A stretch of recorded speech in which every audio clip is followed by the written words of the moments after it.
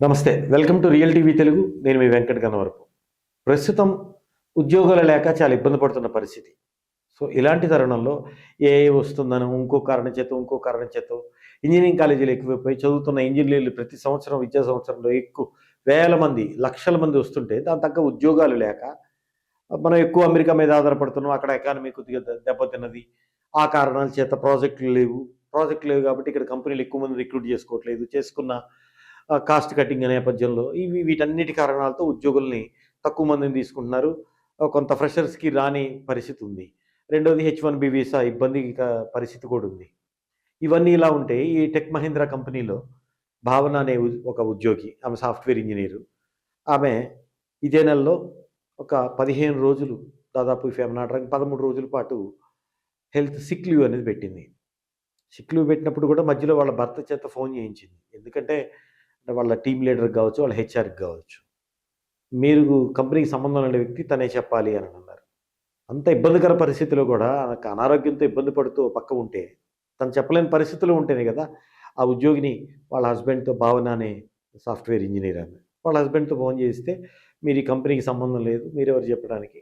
తనే మాట్లాడాలని" కండిషన్ పెట్టారు. అంటే వాళ్ళక్కడ దాంట్లో ఏమాత్రం ఒక సాఫ్ట్‌నెస్ అనేది గాని, సేవాభావం గాని, హ్యూమానిటీ గ్రౌండ్స్ గాని ఏమీ లేవని ఈ పాయింట్‌తో అర్థమవుతుంది. సరే, తనే ఫోన్ చేసి ఇట్లా అని చెప్పింది. అయిపోయింది అక్కడికి. 13 డేస్ లీవ్ అయిపోయిన తర్వాత ఆమె విధులకొచ్చేసేసారు. చేస్తూ ఉంటే తనకు పెళ్ళై ఒక చిన్న పాప. ఆ పాప సిక్ అయింది. సిక్ అయితే ఆ రోజు వాళ్ళ పాప హాస్పిటల్‌లో జాయిన్ చేయించింది. మెడికేషన్ అయిపోయి ఇంటికొచ్చింది.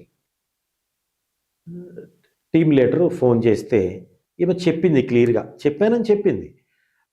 ఇంకా ఏదో సాగదీసి మాట్లాడుతూ హెరాస్మెంట్ టైప్ అంటే "నువ్వు ఇట్లా చేస్తే అలా, అలా అయితే అట్లా, మీరు వెళ్ళటానికి లేదు.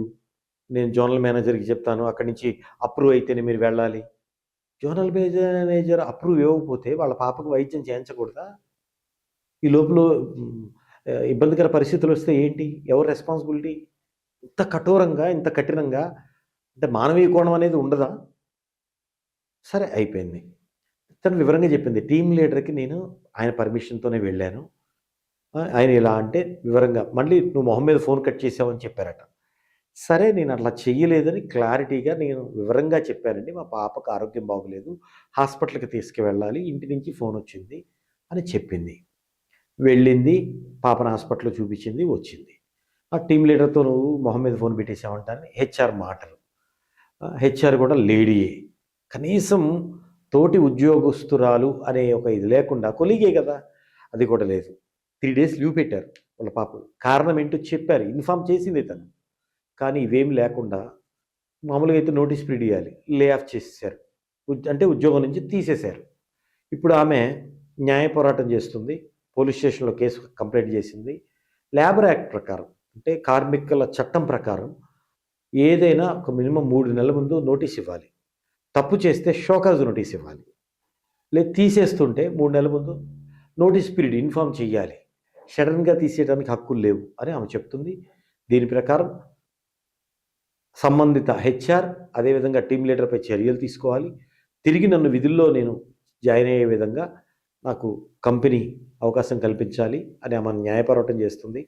ఏదైనా విచ్చలవిడితనంగా ఉద్యోగం అంటే ఒక శ్రద్ధ, కమిట్మెంట్ లేకుండా చేసే వాళ్ళ మీద చర్యలు తీసుకోవచ్చు గానీ, కుటుంబ అవసరాల కోసం హెల్త్ పాయింట్ ఆఫ్ వ్యూ హెల్త్‌కి ఇబ్బందైనప్పుడు ఇలా అత్యవసర పరిస్థితుల్లో అడిగి లీవ్ పెట్టుకున్నా, పర్మిషన్ తీసుకున్నా సరే దీని మీద ఇటు హెచ్ఆర్ కావచ్చు, టీమ్ లీడర్ కావచ్చు వాళ్ళు ఇది అత్యంత హేయమైన చర్య. ఇది తప్పు.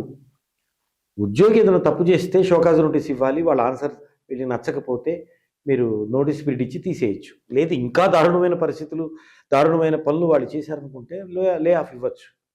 కానీ తనకి హెల్త్ బాగోకపోతే వచ్చినా వర్క్ చేయాలి కదా! సో, ఆమె అసలు ఒక ఫ్రెండ్లీ నేచర్ లేదు. బాత్రూమ్‌కి వెళ్ళినా చెప్పెళ్ళాలని చెప్తున్నారు. అంటే మామూలుగా ఇట్లా గ్రౌండ్ లాగా ఉంటుంది మనకి. డెస్క్ అంటారు జనరల్‌గా ఆఫీస్‌లో. అక్కడ కేకలేయటం మీరెక్కడికి వెళ్లారని.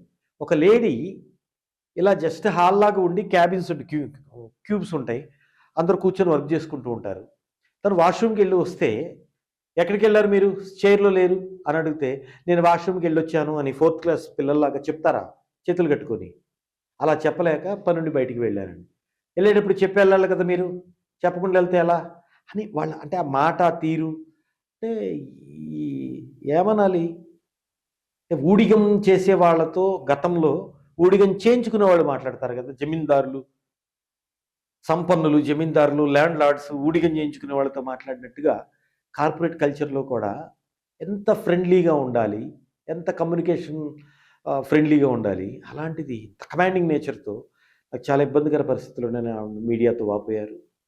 సో, ఇట్లాంటివి మరొక చోట పునరావృతం కాకూడదు. ఎందుకంటే కంపెనీస్ మీద బ్యాడ్ నేమ్ వస్తే, ఫ్రెండ్లీగా లేకపోతే ఎవరు కూడా ఫీల్డ్ ఇబ్బంది పడుతుంది. వ్యవస్థ ఇబ్బంది పడే అవకాశం ఉంటుంది. టెక్ మహేంద్ర అనేది మంచి కంపెనీ అనేది అందరికీ తెలిసిందే. కానీ దాంట్లో ఉన్న ఉద్యోగస్తుల వల్ల, ఒకళ్ళిద్దరు ఉద్యోగస్తుల వల్ల ఇలాంటివి జరగకూడదు. దీని మీద టెక్ మహేంద్ర చర్యలు తీసుకోవాలి. ముందుగా ఏదైతే లే ఆఫ్ అని ఆమెను తీసేశారో, భావన అనే ఒక సాఫ్ట్‌వేర్ ఇంజినీర్‌ని, ఆమెను వెంటనే విధుల్లోకి తీసుకోవాలి. తీసుకొని ఆమె తప్పులేదుంటే సరిచేసుకోమని ఒక ఆప్షన్ ఇవ్వాలి. ఆమె కూడా తప్పేం చేయలేదు. నేను పర్సనల్‌గా లీవ్ పెట్టాను. హెల్త్ బాగోలేదు కాబట్టి. మా పాపకి సడెన్‌గా ఇదయింది కాబట్టి. కాలం మారింది. వర్షాకాలం వచ్చేసింది. అనేక సీజనల్ వ్యాధులొస్తున్నాయి. అవన్నీ ఉంటాయి కాబట్టి ఖచ్చితంగా బాడీ గూడా సిక్ అవ్వటం సహజం. అది దృష్టిలో పెట్టుకోవాలి. వీటి మీద టెక్ మహీంద్రా దాని మీద మిగతా కంపెనీలు కూడా దృష్టి పెట్టి ఇలాంటివి జరగకుండా పునరావృతం కాకుండా చూసుకోవాల్సిన బాధ్యత ఉంది.